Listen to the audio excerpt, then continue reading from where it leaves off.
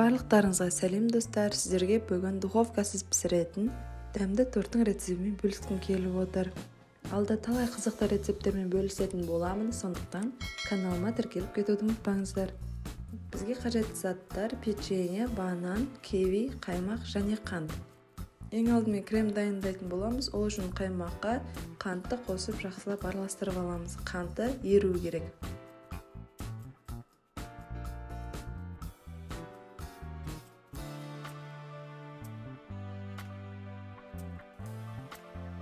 Бананымызды және кивимізді ашып, турап дайындап аламыз.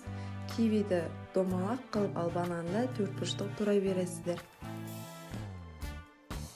Ұсақ печеньемізге дайындаған кремімізді салып, біркелкі араластырып аламыз. Оның үстіне туралған бананды қосамыз.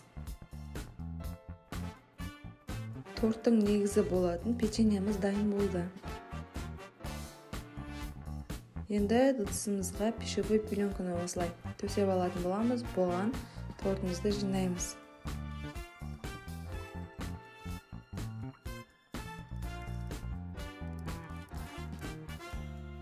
Ең бірінші кивимен бүкіл жерін толтырып шығамыз. Бұл біздің торттың беті болады. Оның үстіне банан қосылған печеньемізді салып, нығыздап, үстін басып шығамыз.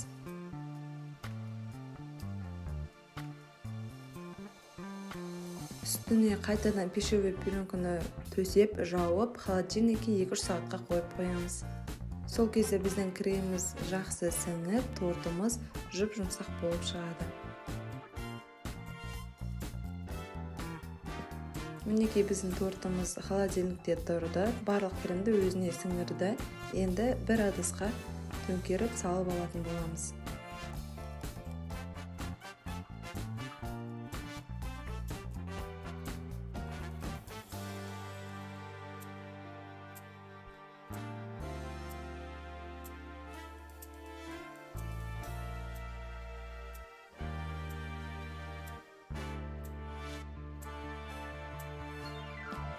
Тура осы тарелкада тұрған қалпында дастарханға ұсынсаңыздар болады, немесе шоколад ерітіп, бетін әсемдеп жүрсеңіздер де болады.